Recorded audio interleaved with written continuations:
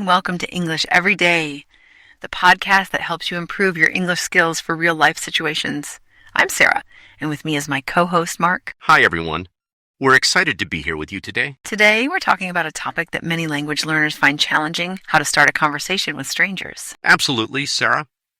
This skill is incredibly important whether you're traveling, making new friends, or networking for your career. So, let's dive in and explore some strategies to help our listeners become more confident in starting conversations in English.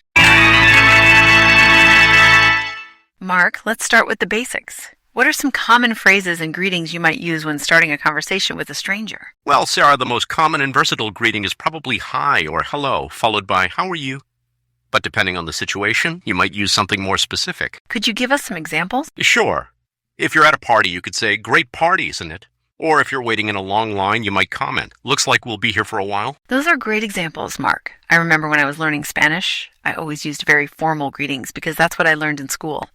But I quickly realized that they sounded too stiff for everyday situations. That's a common experience for many language learners. In English, for everyday situations, nice to meet you is a great alternative to more formal phrases like, how do you do? It's friendly and can be used in both casual and slightly more formal settings. Excellent advice. Now, once you've started the conversation, how do you keep it going? I've found that asking open-ended questions works really well. Instead of asking questions that can be answered with just yes or no, try to ask questions that encourage longer responses. Could you give an example? Sure.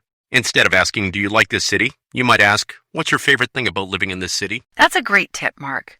I'd add that showing genuine interest in the other person's responses is key. Listen carefully and ask follow-up questions based on what they say. Absolutely, Sarah. Now, let's talk about some mistakes to avoid. What are some common errors you've noticed English learners make when starting conversations? One big mistake is jumping into personal topics too quickly. It's best to start with neutral subjects like the weather, a current event, or something in your immediate environment. That's so true. Another error I've noticed is when learners monopolize the conversation. Remember, it should be a balanced exchange. Excellent point. I've also observed that some learners don't use enough filler words or hesitation devices, which can make their speech sound unnatural. Could you elaborate on that, Sarah? Of course. Learning phrases like, well, you know, and let me think can help you sound more natural and give you time to think about what to say next. Those are great tips. Now let's touch on some cultural differences. How might conversation starters differ in various English-speaking countries? That's an important consideration, Mark. In the U.S., it's quite common to strike up conversations with strangers, especially in certain regions.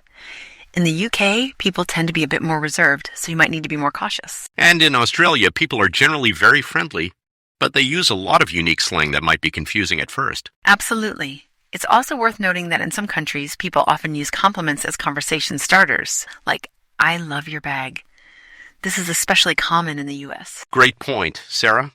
Compliments can be a great way to break the ice, as long as they're genuine and not too personal. Now, let's move on to our practice section. We'll give our listeners a sentence with a blank, and we want them to fill in the blank with an appropriate phrase. Ready, Mark? Ready, Sarah. Let's start with this one. Excuse me, underscore, underscore, underscore, underscore, underscore, underscore, underscore, underscore, underscore, underscore, underscore. Is this seat taken? Listeners, take a moment to think about what you could say here. A good response could be, excuse me, I'm sorry to bother you. Is this seat taken? Let's try another one, Sarah. Here's the next one. Hi there. I couldn't help but notice underscore, underscore, underscore, underscore, underscore, underscore, underscore, underscore. Where did you get it? You might say, hi there. I couldn't help but notice your interesting phone case. Where did you get it? Great example. Here's our last practice sentence.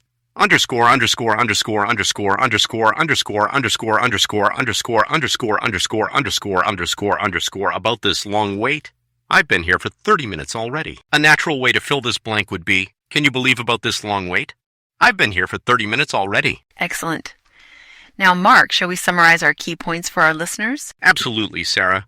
Here are the main takeaways. Remember, everyone, the best way to improve is through practice.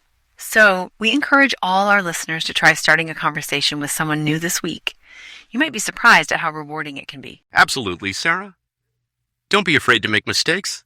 They're a natural part of the learning process. Thank you, listeners, for joining us today. Until next time, keep practicing and happy chatting. Goodbye, everyone, and good luck with your conversation.